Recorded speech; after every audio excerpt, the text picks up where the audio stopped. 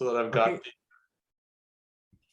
I've got the file. So tell me, 40 years that's a long friggin' time to be in a band. Can you talk a little bit about the longevity of Voivod?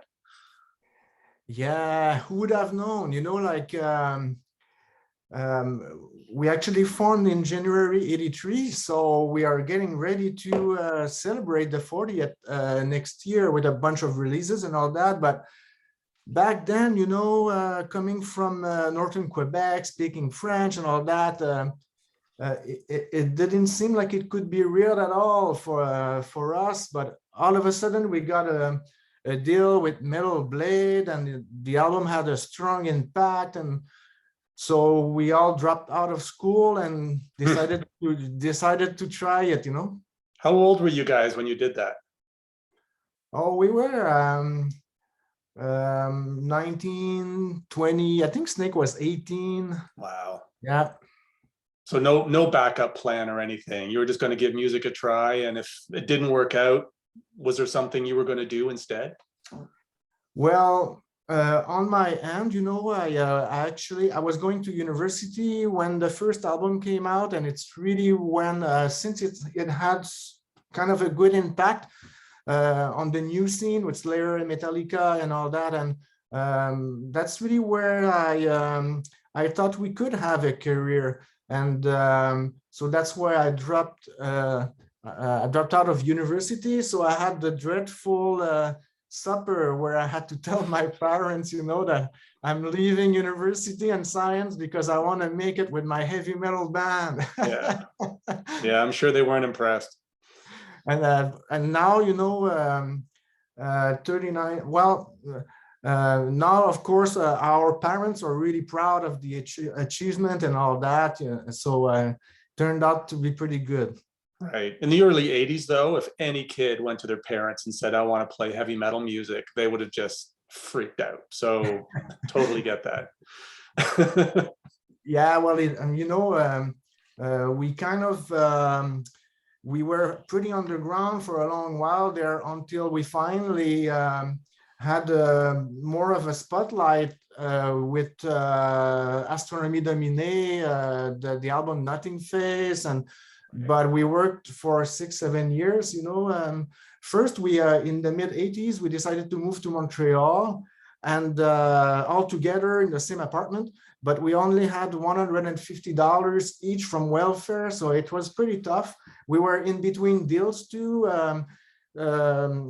so it took a couple of years before we were able to have a deal for the album Roar with Noise. So we were pretty dedicated, rehearsing every night and developing the concept together and the music, and things were moving really fast. At one point, when we finally got the deal with Noise and started to tour internationally, things were going really fast with an album a year and a world tour a year. And it was these were crazy times where because we were recording in Berlin, we had to tour and go right to the studio. So we basically had to write, like whenever we would go on tour for one album, we'd have to write the next one to be able to record it at the end of the tour. So pretty intense. Yeah, we did that for 3-4 years, and pretty fun.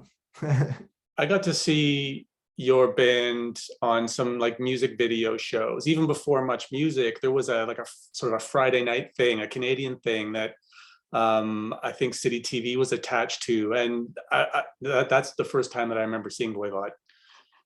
Yeah, it's in the early 80s, whenever there'd be this Friday night video thing, and then you'd wait like for you'd watch 4 or 5 awful videos just to get to the Twisted Sister one. So yeah, these were different times for sure.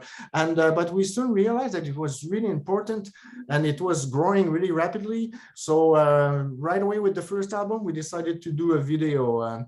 We played this Demented show here in Montreal in the Old Port, and we decided to document it for the first video, the song Voivod from the War and Pain album. Right. That's the video I remember. And, I at the time, I think in 85, I was going to Sheridan College for animation. And there were two guys that were really into extreme music in that class. And they were all over Voivod. They just thought that it was the best, especially the vocals, Yeah, right? it's I'm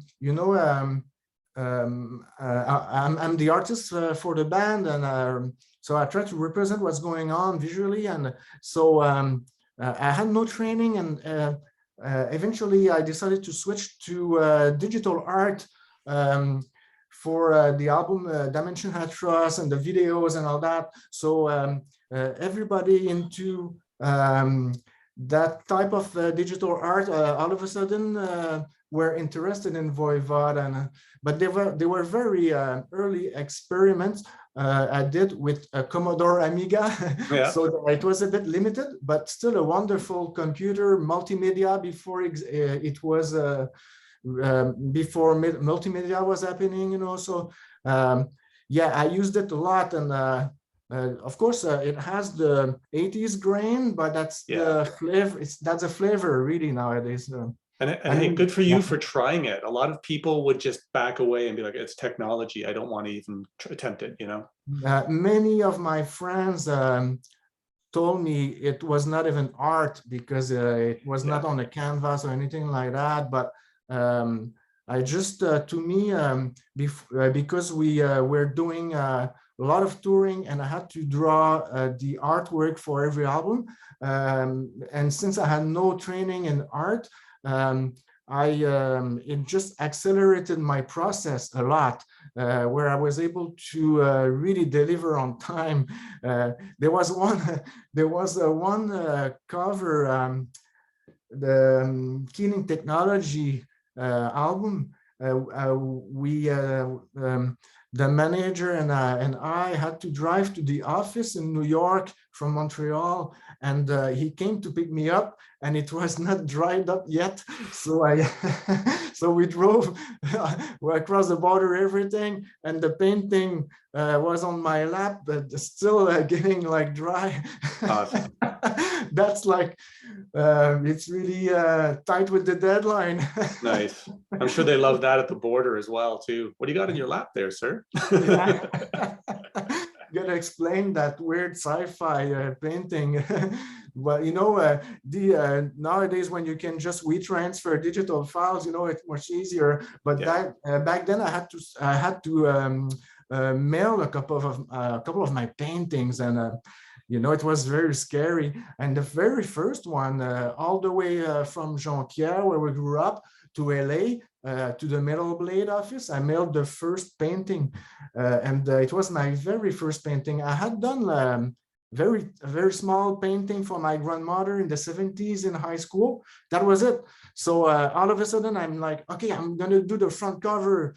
And then I heard years later that the people at Metal Blade were really afraid, because the drummer was doing the artwork. Finally, they all gathered when they got the painting, and they were like, yeah, it's not bad at all. And I think I was able personally to represent the Cold War era with the futuristic side of Voivod. I think I nailed it. I'm still very proud of that painting. Your covers always look different. So even if, people would scrutinize the artwork, or you were like, I don't know if it's art or if it's good enough to be an album cover or whatever, it just stood out from everything else that was in your genre on the rack. So people would look at it because of that. Yeah, I in 1980, when it started earlier in the 70s with the prog rock, Roger Dean covers and all that. Like whenever I would get into a store and I would immediately get attracted by the Yes album or something like that. But it's really in 1980 when the first Iron Maiden album came out that I understood the power of a real striking front cover, because I went into the store and I saw it immediately amongst all the other albums, and I grabbed it, and then I was like, this is my new favorite band. I had no idea how this, I had no idea how they sounded like. And when I went home and put the needle on, they sounded exactly like what I was hoping they would, and they sounded exactly like the album cover. And so when time came for me to do the Warren Payne album cover, I had that in mind. I thought, okay, let's make something very representative of the music, but also something that will attract the eye of the kid coming into the store. Right. So it was a lesson for me, that Iron Maiden album. They owe so much to Derek Riggs. Yeah, because I did the same thing. I bought cover art. I bought Killers because I was like, that is a badass cover, and bought it home, and same deal. Loved it. Yeah. You know. I actually saw that tour, Killers. Oh. I hitchhiked to Montreal to see that. With the same summer, I saw the No Sleep Till Hammersmith tour, Motorhead, and the Girls' School. And eventually, I was sleeping on the Mont Royal. Nice. And I would show up home days after. My mother was freaking out because I was like, I don't know, 17 or 18, you know. Yeah. I would disappear for 3-4 days. It's all good. It all worked out. Well, you know, when I came back from seeing the No Sleep Till Hammersmith tour, is really when I thought, okay, I want to do that in my life. And then I had jammed a couple of times with Piggy, and I phoned him and I said, okay, you know, I think I want to do it. Nice. It was really the trigger. So how different would you say your approach to crafting new music is compared to when you were starting out 39, 40 years ago? Well, that's a good question. Back then, I mean, I try not to overthink it, but back then I was pretty much trying to incorporate what I had learned from heavy metal, punk, and progressive rock, and trying to combine the three of them. Eventually, well, there was one trick that I always kept, was that whenever in the 70s I was hearing a Van der Graaf album, I would immediately notice that the drummer was sort of drumming backwards, where he would hit the snare at a different time that you would expect it to be a hit, you know. Right. And then I always had that in mind, where I would think, okay, the first beat that comes to my mind is this, I'll do the opposite. And then it often catch the other members by surprise, but once they get it, they get into it. And I think it has become part of the Voivod style in a way. And the challenge over the decades became to try not to repeat myself. And I mainly focus on that these nowadays. Well, I'll try not to repeat a beat that I've done many times. And of course, the beat that I love the most is the Filthy Animal Taylor beat, the Motorhead beat. So or the D beat in hardcore, there'll always be that in the mixture. But I must say that with the new sort of fusion metal that we're playing these days, it's a great challenge for me, where I have to go back to my Magma, Soft Machine, Terry Bozzio roots, you know. And right. Yeah, I think it's pretty fun. Nice. How involved do you and Snake stay in the marketing of Voivod? Obviously, the visuals you're still involved with, but when you think about how your band and your material is going to be represented, you know, out to the public, do you stay involved with that, or do you let your marketing team handle all of it?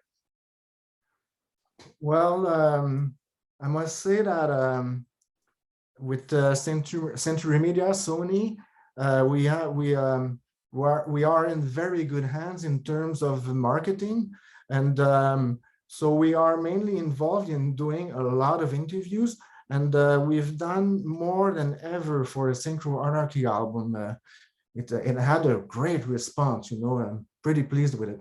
Good, good.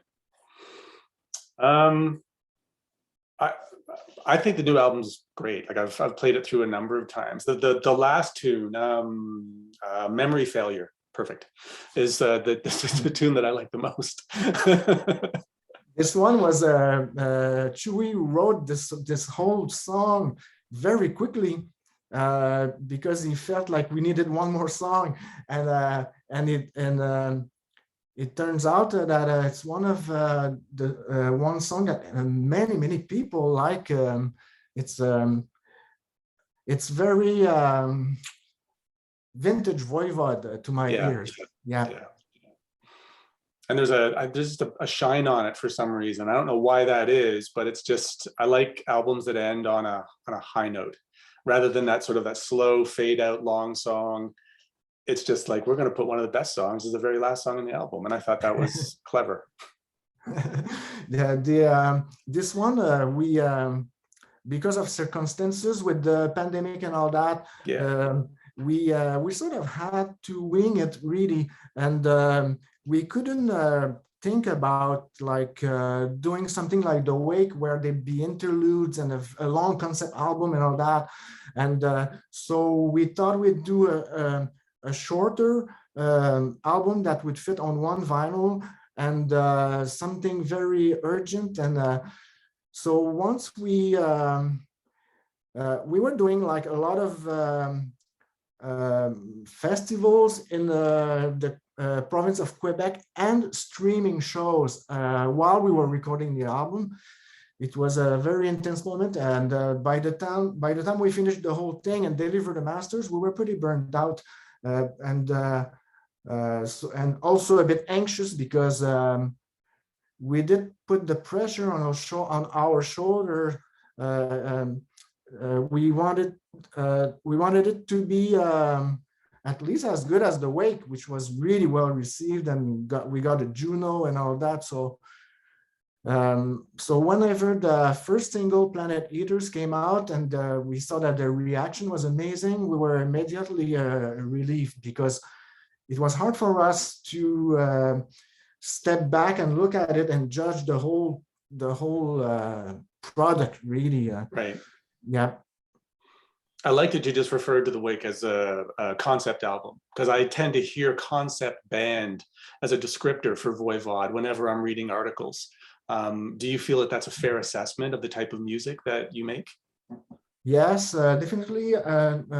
Not all the albums were full-on concept albums, but many of them were. And we also, especially through the 80s, we tried to develop the story from one album to the other as well. So we, being from Quebec, were really fans of Emerson, Lake and Palmer and King Crimson. And so it was in our blood when we formed the band, this concept thing already. And of course, we listened to a lot of music from Rush growing up as well. Right. And they had the biggest impact, you know? Yeah. So when you're sitting down to write music, do you go in with a theme? Like, do you know in advance that you're going to do something about futuristic warfare, or the devolving of the planet or whatever, and then start writing? Or do you just start with music? Well, it's really fun with Voivod, the way sometimes the art will influence the lyrics, which influence the music, but sometimes the music will influence the lyrics, which influence the art. And it was especially great on the Synchro Anarchy album, where we when I might have booked the studio a little early again, and we were writing the music as we were recording, and the same with the lyrics and all that. And when we decided to jump into the fire and say, okay, we're gonna deliver the album by this time, we realized there were a lot of work to be done.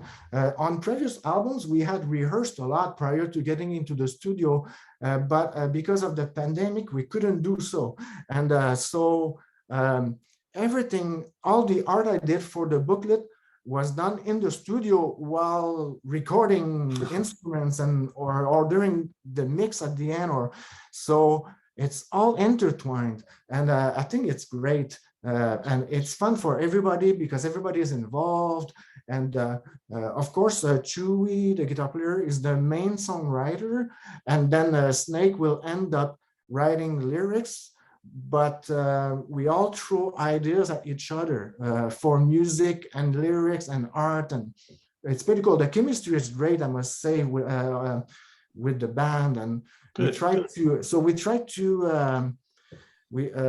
even though we were slowed down for the past 2 or 3 years, we were able to release a lot of material and do a few online shows and a few festival shows last year with sanitary protocols and all that. But so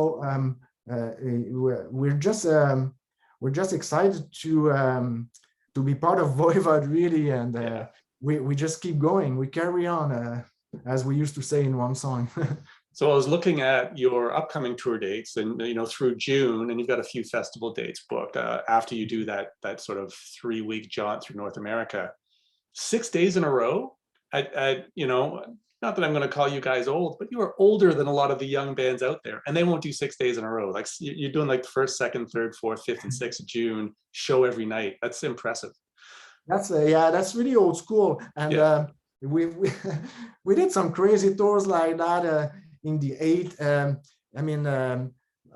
like in the 90s with Propane, in the mid 90s with Propane, we did, I think, 60 or 90 dates in the summer. It was crazy. And then we even the last couple of years, last few years, we toured with our brothers Napalm Death, and they are used of no day off at all.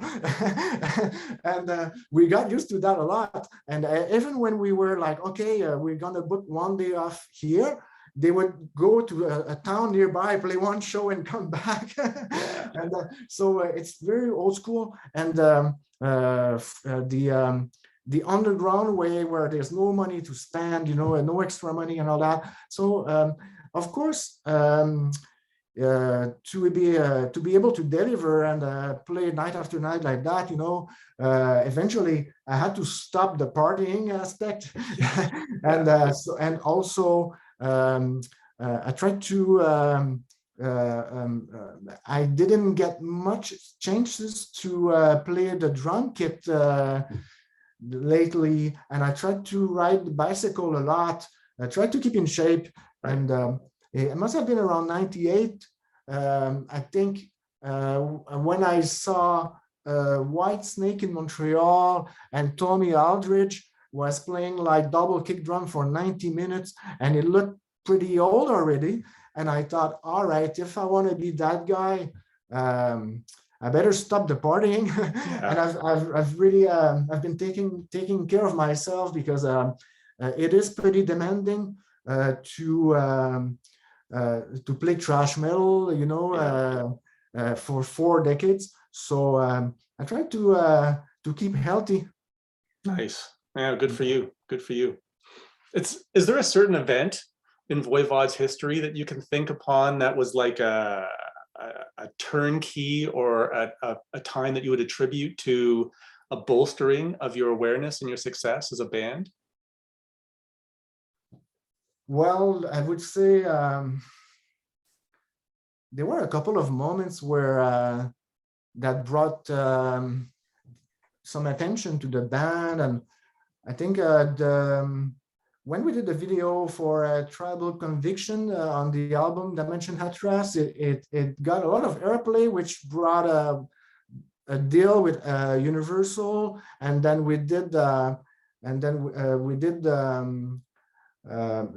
video for Astronomy Dominée that got more airplay, and that a lot. And in 1990, because of that, we got to tour with Soundgarden, Fate No More, and then right after, right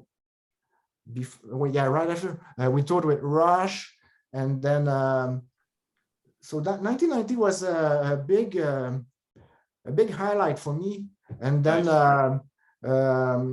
when we joined forces with Jason Newsted, and then he he joined Voivod and Ozzy at the same time. And then all of a sudden, Voivod is opening for Ozzy. And then we did many shows, the Ozfest across North America, and then opening for Ozzy across Canada. And then Jason was playing two shows a day, you know, for many months. Many months. He's such a warrior. But so 2003 was like we sort of were back into the spotlight again, you know, and then I would have to jump to the album The Wake, where somehow, as soon as it came out, we were touring in Europe, starting in Romania. As soon as the album came out, clubs were packed. Album is selling, and we sort of we gained a lot of momentum again. So so these were, to me, the high points, I would think, you know, although I would certainly say that in '86, when we did the North American tour with Celtic Frost, and right after we did the European tour with Possess, is